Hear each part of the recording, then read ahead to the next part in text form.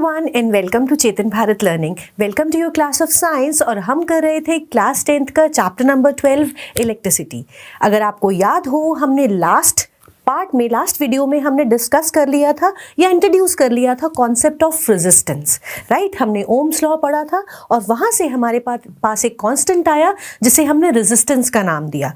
और आज इस वीडियो में हम रेजिस्टेंस को ही डिटेल में डिस्कस करेंगे। रेजिस्टेंस क्या चीज़ है, किन फैक्टर्स पर डिपेंड करती है, वो सब आज हम इस वीडियो में पढ़ेंगे, राइट। तो रेजिस्टेंस को समझने के लिए सबसे पहले हम एक एक्टिविटी परफॉर्म करेंगे जो आपकी बुक की एक्टिविटी है 12.2। So let's have a look at that activity. Take a nichrome wire, याद आया नाइक्रोम जो कि एक अलॉय है निकल, क्रोमियम, आयरन और मैंगनीज का। एक नाइक्रोम वायर लेंगे, a torch bulb, a 10 watt bulb and an ammeter जो कि करंट को मेजर करेगा।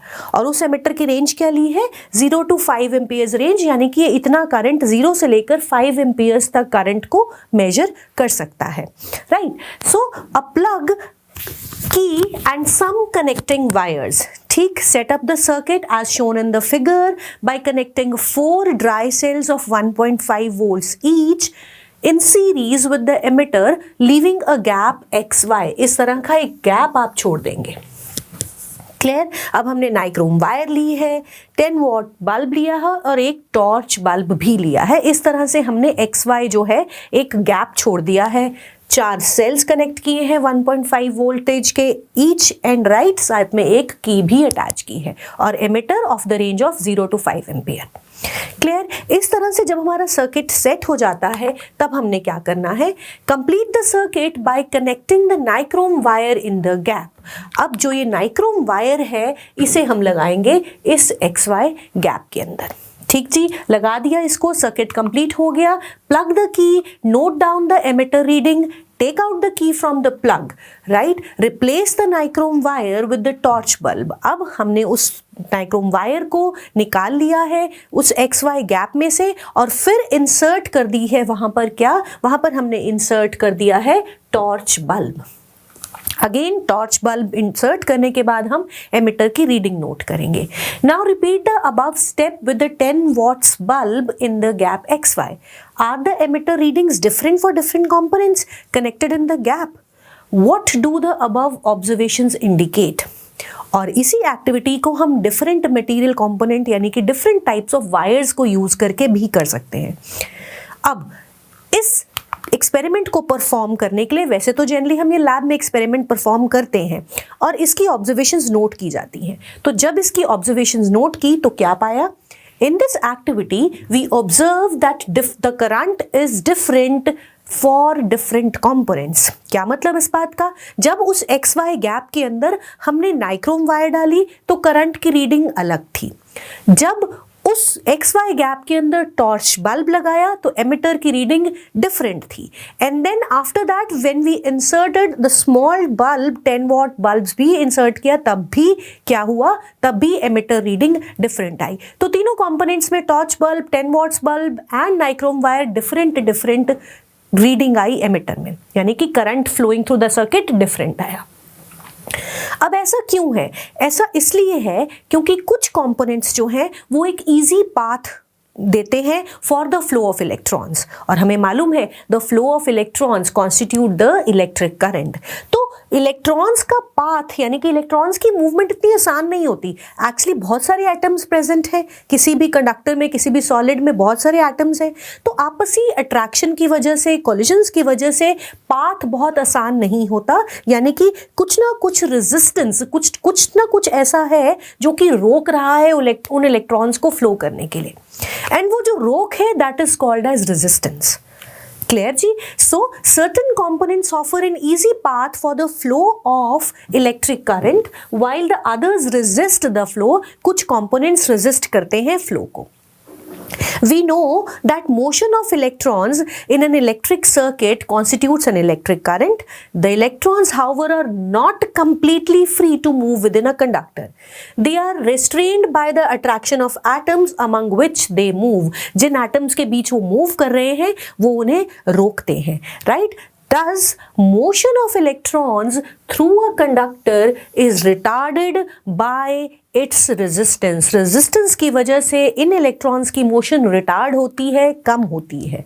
A component of given size that offers a low resistance, एक ऐसा component जो कि low resistance देगा, इसका मतलब वो resist नहीं करेगा अच्छे से, that means करंट अच्छे से फ्लो करेगा. तो ऐसा कंपोनेंट, ऐसा सब्सटेंस कहलाएगा एक अच्छा कंडक्टर, अ गुड कंडक्टर. जिसकी रेजिस्टेंस ज्यादा होगी, जो कि इलेक्ट्रॉन्स की मूवमेंट को रेजिस्ट करेगा, इसका मतलब वो इलेक्ट्रिक करंट नहीं फ्लो होने देगा, उसे रेजिस्ट करेगा, तो वो हो जाएगा एक बैड या पुअर कंडक्टर. क्लियर? इतनी बात समझ में आती है? Higher the resistance, poorer the conductor. Lower the resistance, better the conductor. Good conductor होगा वो. ठीक. So a conductor having some appreciable resistance, underline, कई बार डेफिनेशन पूछ ली जाती है, व्हाट इज अ रेजिस्टर. एक ऐसा कंडक्टर जिसकी कुछ अप्रिशिएबल रेजिस्टेंस हो, उसे कहते हैं रेजिस्टर. ठीक है जी. So a component of identical size that offers a higher resistance is a poor conductor.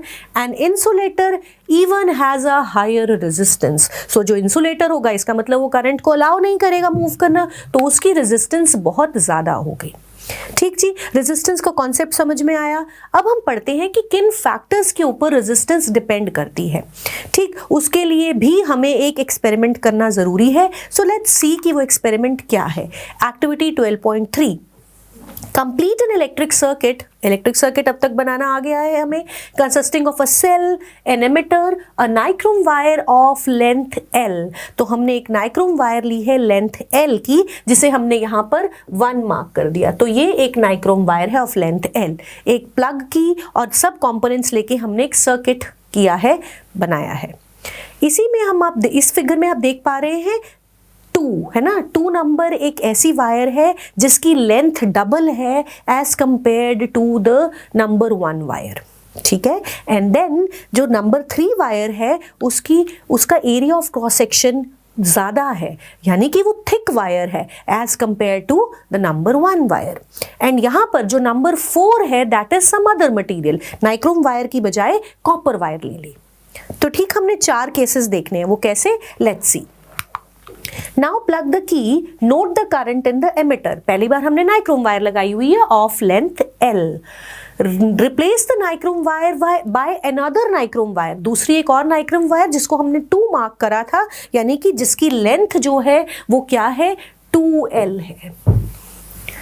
इसे लगाने के बाद सर्किट में फिर एमिटर की रीडिंग देख लेंगे. देन थर्ड केस में हम क्या करेंगे? Replace the wire by the number 3 marked wire which is actually of the same length but is a thicker wire. That is it has a large, मोटी wire है. ठीक है. It has a large area of cross section.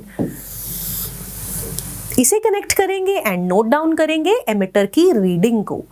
Instead of taking a nichrome wire, fourth case में हम ले रहे हैं a copper wire, यानी कि हमने मटेरियल ही अलग कर दिया. वो वायर है तो सेम लेंथ की, same area of cross section की, बट उसका मटेरियल अलग हो गया है. ठीक है. So note the value of current. Notice the difference in current in all cases. Does the current depend upon the length of conductor? Does the current depend upon the area of cross section of the wire used? So actually जब हम ये experiment carry out करते हैं तो हम ये note करते हैं कि रेजिस्टेंस चेंज होती है. It depends on the length of the wire. It does depend upon the area of cross section of the wire. Wire मोटी है या पतली है, इस बात पर भी रेजिस्टेंस डिपेंड करेगी. एंड मटेरियल पे भी डिपेंड करेगी रेजिस्टेंस. और वो कैसे, अभी हम देखेंगे. It is observed that the emitter reading decreases to 1/2 when the length of wire is doubled. अगर आप डबल कर रहे हैं लेंथ, तो रेजिस्टेंस जो है वो क्या हो रही है? वो हो रही है हाफ. सॉरी, जो हमारी करंट की रीडिंग है वो हाफ हो रही है. आई एम रियली सॉरी, फिर से सुनिए. It is observed that the emitter यानी कि करंट की reading, ammeters reading decreases to half. Ammeter की रीडिंग हाफ हो जाती है जब हम वायर की लेंथ को डबल कर रहे हैं. अभी समझेंगे कैसे। The emitter reading is increased when a thicker wire of the same material and of the same length is used in circuit। और जब हम थिक वायर यानी कि जिसका एरिया ऑफ क्रॉस सेक्शन ज़्यादा है, मोर है, ऐसी मोटी वायर को जब इंसर्ट करते हैं सर्किट के अंदर, तो जो करंट रीडिंग है यानी कि जो एमिटर की रीडिंग है वो इंक्रीज हो जाती है। ठीक है जी, चलिए। A change in emitter reading is also observed when a wire of different material of the same length and same cross sectional area is used। तब भी चेंज होती है emitter की रीडिंग जब आप वायर का मटेरियल जो है वो बदल देते हैं। सो ओम्स लॉ लगाने पर हमने क्या ऑब्जर्व किया? The resistance is directly proportional to the length of the conducting wire. इसका क्या मतलब है? अब हमने फैक्टर्स देखने ना, तो सबसे पहला फैक्टर जिसके ऊपर रेजिस्टेंस डिपेंड करती है that is the length of the conductor.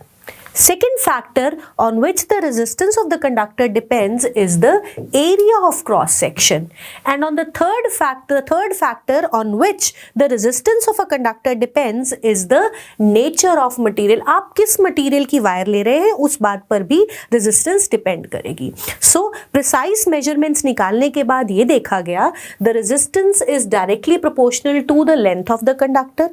ठीक जी, जितनी लेंथ बढ़ाएंगे रेजिस्टेंस बढ़ेगी, राइट। तो इसका मतलब रेजिस्टेंस बढ़ने का मतलब क्या है? आई की वैल्यू डिक्रीज होती जाएगी, और यही हमने कहा था कि the ammeter reading decreases to 1/2 when the length of wire is doubled. Clear? और ओम्स लॉ भी यही कहता है। ठीक है जी, ओम्स लॉ में हमने क्या किया था? V is equal to IR, यानी कि V upon I is equal to R। Resistance बढ़ी, इसका मतलब करंट कम हुआ। तो यहां पर रेजिस्टेंस बढ़ रही है, इसका मतलब करंट कम होगा। क्लियर जी? R is directly proportional to the length of the wire. That means if you increase the length of the wire, the resistance increases. That means the current flowing through the circuit or the emitter reading will show a decrease. Clear? चलिए, next हमने क्या निकाला जब scientist ने इसका experiment को conduct किया, तो क्या प्रूव हुआ? The resistance is inversely proportional to the area of cross section, यानी कि R जो है वो इनवर्सली प्रोपोर्शनल है to the area of cross section. यानी कि अब इसका मतलब क्या है? एरिया ऑफ क्रॉस सेक्शन अगर बढ़ता है तो रेजिस्टेंस कम होती है। इसका मतलब एक थिक वायर, उसकी रेजिस्टेंस है कम, तो उसमें बेटर या ज्यादा करंट फ्लो करेगा, एमिटर रीडिंग इंक्रीज्ड होगी। और यही हमने अपने पिछले पैराग्राफ में कहा था, the ammeter reading is increased when a thicker wire of the same material is used. Same material, same length की थिक वायर आप यूज करेंगे तो एमिटर रीडिंग बढ़ेगी, इसका मतलब करंट ज्यादा फ्लो करेगा। Thicker the wire, more is the ammeter reading, more is the current in the circuit. Clear? चलिए, अब ये दो चीजों को जब हम कंबाइन करते हैं, फिर से देखेंगे यहां पर R is directly proportional to L, R is inversely proportional to area of cross section। इन दोनों इक्वेशंस को 12.8, 12.9 को कंबाइन करेंगे तो R is proportional to L upon A। ठीक है, प्रोपोर्शनैलिटी हटाएंगे तो एक कांस्टेंट आ जाता है विच इज रो। इस तरह से इसकी एक नया हमारे पास कांस्टेंट आ गया, दैट इज रो। ठीक है जी, R is equal to rho L upon A, ये फॉर्मूला आप याद रखेंगे, इससे रिलेटेड न्यूमेरिकल्स आते हैं। पूछा जाता है लेंथ बढ़ा दी तो रेजिस्टेंस को क्या होगा, एरिया ऑफ क्रॉस सेक्शन बढ़ा दिया तो रेजिस्टेंस को क्या होगा, एमिटर की रीडिंग कैसे चेंज करेगी। तो ये फॉर्मूला आपको हेल्प करेगा to calculate, to find out your answer. अपने इसी चैप्टर का हम बचा हुआ हिस्सा अपने नेक्स्ट वीडियो में करेंगे। तब तक पढ़ते रहिए एंड थैंक यू।